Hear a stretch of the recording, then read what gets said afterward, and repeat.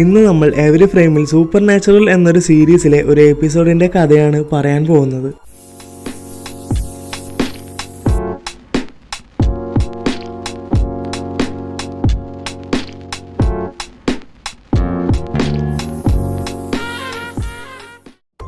മിനിറ്റുകൾ കൊണ്ട് 10 പൗണ്ട് വരെ ഫാറ്റ് കുറയ്ക്കുന്ന ഒരു വിചിത്രമായ രീതിയാണിത്. ഇവൻ ഹോട്ട് ഡോഗ് ഭക്ഷിക്കുന്ന മത്സരത്തിൽ ഒന്നാമന് ശേഷം കാറിൽ കയറിയ ഉടനെ പിന്നിലായി ഒരു ഭീകരജീവി പ്രത്യക്ഷപ്പെട്ടു. പെട്ടെന്ന് കാറ് കുലുങ്ങാൻ തുടങ്ങി.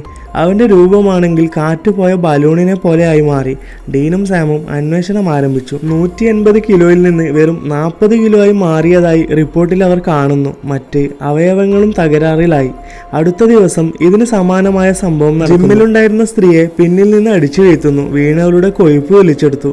വളരെയധികം വെയിറ്റ് നഷ്ടപ്പെട്ട് അവളും മരണപ്പെടുന്നു. ആ ക്രൈം സീനിലേക്ക് അവർ രണ്ടുപേരും എത്തി പരിശോധിക്കുന്നതിനിടെ മരിച്ച സ്ത്രീയുടെ വയറിന്റെ ഭാഗത്തായി വലിയൊരു പാട് കാണപ്പെടുന്നു. മരിച്ചവളുടെ പേഴ്സണൽ ട്രെയിനറോട് അവർ കാര്യം അന്വേഷിക്കുന്നു. തിരിഞ്ഞപ്പോൾ അവളുടെ പിന്നിലായും അതേപോലൊരു പാടുണ്ടായിരുന്നു. പക്ഷേ ഈ ട്രെയിനർ മാത്രം എങ്ങനെ ജീവിച്ചിരിക്കുന്നു എന്നതൊരു ചോദ്യചിഹ്നമാണ്. അവൾ ഈ അടുത്തായി ഒരു സ്പായിൽ പോയ കാര്യം അവരോട് പറയുന്നു. അവിടെ ഡയറ്റിംഗ് ഇല്ലാതെ തന്നെ വളരെയധികം വെയിറ്റ് കുറയാൻ സഹായിക്കുന്നു. ഈ കൊലകളുമായി ആ സ്പാക്ക് എന്തോ ബന്ധമുണ്ടെന്ന് കരുതി അവിടുത്തെ നിഗൂഢതകളും രഹസ്യവും കണ്ടെത്താനായി ഉള്ള തെളിവുകളുടെ അടിസ്ഥാനത്തിൽ അവർ ആ സ്പായിലേക്ക് വണ്ടി. പേഴ്സണൽ ട്രെയിനറായുള്ള ജോലി തേടുന്നവരായി അവർ അവിടേക്ക് എത്തി. സ്പാന്റെ ഉടമസ്ഥരായ ലാരിയും മറിൻസയും എന്ന ദമ്പതികൾ അവരെ ഇന്റർവ്യൂ ചെയ്യുന്നു. പക്ഷേ ഒരു ട്രെയിനർ സ്ഥാനത്തേക്ക് മാത്രമേ വാക്കൻസി ഉള്ളൂ. അതുകൊണ്ട് സാമിനെ ട്രെയിനറായും ഡീനിനെ വെയിറ്ററായും നിയമിക്കുന്നു. വിശപ്പ് കാരണം ഡീൻ അവിടെ ഉണ്ടായിരുന്ന പുഡിംഗ് എടുത്ത് കഴിക്കുന്നു.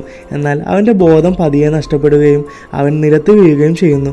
പാതി ബോധത്തിൽ അവൻ സാമിനെ വിളിക്കാൻ ശ്രമിക്കുന്നു. സാം യോഗ പഠിപ്പിക്കുമ്പോൾ ആൾക്കാരിൽ എല്ലാവരിലും അതേ പാട് കാണപ്പെടുന്നു. അതേസമയം മറിൻസ ഒരു പോലീസുകാരിക്ക് കപ്പിംഗ് തെറാപ്പി ചെയ്യുന്നു. വെയിറ്റ് കുറയുമെങ്കിലും പിന്നിലായി ഒരു പാട് വരുമെന്ന കാര്യം അവൾ മുൻകൂട്ടി ശ്രദ്ധയിൽപ്പെടുത്തുന്നു. കപ്പിംഗ് തെറാപ്പിയൊക്കെ ആൾക്കാരെ തെറ്റിദ്ധരിപ്പിക്കാൻ മാത്രമാണ്. യഥാർത്ഥത്തിൽ കൊഴുപ്പ് സ്വയം വലിച്ചെടുക്കുകയാണ് ഇവൾ ചെയ്യുന്നത്.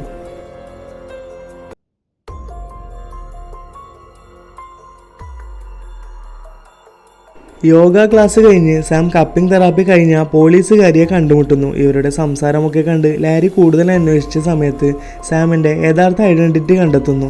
പിന്നീട് സാം കിച്ചണിൽ പോയി ബോധം കെട്ടി കിടക്കുന്ന ഡീനിനെ കാണുന്നു. ആ പുഡിങ്ങിൽ എന്തോ ചേർത്തിട്ടുണ്ടെന്ന് മനസ്സിലായ സാം നേരെ ഷെഫിൻ്റെ അടുത്ത് പോയി ഇതിനെക്കുറിച്ച് ചോദ്യം ചെയ്യുന്നു. പക്ഷേ അയാൾക്കൊന്നും അറിയാത്ത ഭാവമായിട്ട് എല്ലാവർക്കും തെറാപ്പിക്ക് മുമ്പ് പുഡിംഗ് കൊടുക്കണമെന്ന കാര്യം അവൻ തിരിച്ചറിയുന്നു. നിർദ്ദേശപ്രകാരം അവർ പറയുന്ന കാര്യങ്ങൾ ആഡ് ചെയ്യൽ മാത്രമാണ് ഷെഫ് ചെയ്യുന്നത്.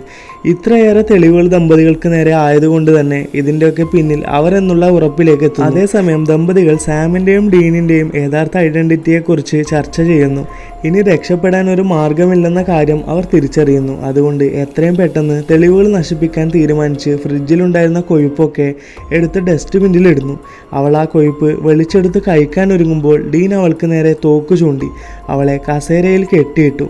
കൊലയാളിയാണെന്ന വാദത്തിന് അവൾ തികച്ചും എതിർത്തു. താൻ ആരെയും കൊന്നിട്ടില്ലെന്നും പിസ്റ്റാക്കോ മാത്രമാണ് താനെന്നും പറയുന്നു. പിസ്റ്റാക്കോ എന്നത് പെറു, ബൊളീവിയ എന്നിവിടങ്ങളിൽ മാത്രമായി കണ്ടുവരുന്ന ഇങ്ങനെ വലിച്ചെടുത്ത് കൊല്ലുന്ന ഒരു ഭീകരജീവിയാണ്. ഇങ്ങനെ കൊഴുപ്പ് വലിച്ചെടുത്തതുകൊണ്ട് തടി കുറയ്ക്കാൻ ആഗ്രഹമുള്ളവരെ സഹായിക്കാൻ മാത്രമാണ് താൻ ചെയ്യുന്നത്. അതിലെനിക്ക് നേട്ടവുമുണ്ട്. കാരണം വിശപ്പടക്കാൻ എനിക്കും ഈ കൊഴുപ്പ് ആവശ്യമാണ്. അല്ലാതെ ഞാൻ ആരെയും കൊന്നിട്ടൊന്നുമില്ല എന്നവൾ വ്യക്തമാക്കി. ആരായിരിക്കും ഈ കൊലകൾക്ക് പിന്നിൽ? അവളുടെ ബ്രദറായ അലോൺസോയെ സംശയം തോന്നുന്നു. വർഷങ്ങളായി ഈ സ്പായിലേക്കുള്ള അവരുടെ കഷ്ടപ്പാട് അലോൺസോ കാരണം ഇല്ലാതാവുകയാണെന്ന് മനസ്സിലായി. ലാരി അവനെ പുറത്താക്കാൻ തീരുമാനിക്കുന്നു. എത്രയും പെട്ടെന്ന് പോവാനും ആവശ്യപ്പെടുന്നു. അതിലൂടെ പോവുകയായിരുന്ന സാം നിലവിളി കേട്ട് കിച്ചണിലേക്ക് ഓടിപ്പോയി. അലോൺസോയാൽ കൊല്ലപ്പെട്ട ലാരിയെ അവൻ കാണുന്നു. സ്വന്തം സഹോദരൻ തന്റെ ഭർത്താവിനെ കൊന്നെന്ന വിവരം അവൾക്ക് സഹിക്കാൻ പറ്റിയിരുന്നില്ല. അവരിത് അവളുടെ വിശപ്പടക്കുന്നതിനോടൊപ്പം ആൾക്കാർക്ക് സഹായവും കിട്ടുമെന്ന രീതിയിൽ മാത്രം തുടങ്ങിയ ഒരു സ്ഥാപനമാണ്. എന്നാൽ അലോൺസോ ഒരു ക്ലയന്റിനെ കൊഴുപ്പ് അമിതമായി എടുത്ത് മരണത്തിന്റെ വക്കിലെത്തിച്ചിരുന്നു. അതുകൊണ്ടാണ് മറിൻസ അവനെ കിച്ചൺ ജോലിക്കായി നിയമിച്ചത്. ഒപ്പം തന്നെ ജാറിലുണ്ടായിരുന്ന കൊഴുപ്പുകളെല്ലാം അവന് വേണ്ടി കൊടുത്തിരുന്നു. എങ്കിലും കൊഴുപ്പിനോടുള്ള തന്റെ അമിതമായ ആഗ്രഹം ഈ കൊലകളിലേക്ക് എത്തിച്ചു. ഇനിയും നിരപരാധികൾ കൊലപ്പെടേണ്ടെന്ന് വിചാരിച്ച് അവളുടെ സഹോദരൻ ഉണ്ടാവാൻ സാധ്യതയുള്ള സ്ഥലത്തെ അവരുമായി പങ്കുവെക്കും. അവർ അവനെ തേടി നേരെ ബേസ്മെന്റിലേക്ക് പോയി 2 വശങ്ങളിലായി തേടുന്നു. സാമിനെ അലൻസോ പിന്നിൽ നിന്ന് ആക്രമിച്ച് നിലത്തിട്ട് നാവ് പുറത്തിടുന്നു. സാം പ്രതിരോധിച്ച് അവനെ തിരിച്ച് ആക്രമിക്കാൻ ശ്രമിക്കുന്നുണ്ടെങ്കിലും വീണ്ടും നിലത്തിട്ട് നാവ് പുറത്തിട്ടു. അപ്പോഴേക്കും ഡീനെത്തി അവൻ്റെ ആ നാവ് വെട്ടിമാറ്റി. അതുകൊണ്ട് അലൻസോ മരിക്കുകയും സാം രക്ഷപ്പെടുകയും ചെയ്തു. മറിൻസയും ഇതേ വർഗത്തിൽ പെട്ടതാണെങ്കിലും അവരെ ഈ കേസ് സോൾവ് ചെയ്യാൻ സഹായിച്ചതുകൊണ്ട് അവളെ നാട്ടിലേക്ക് പറഞ്ഞയച്ചു. എപ്പിസോഡ് അവസാനിക്കുന്നു.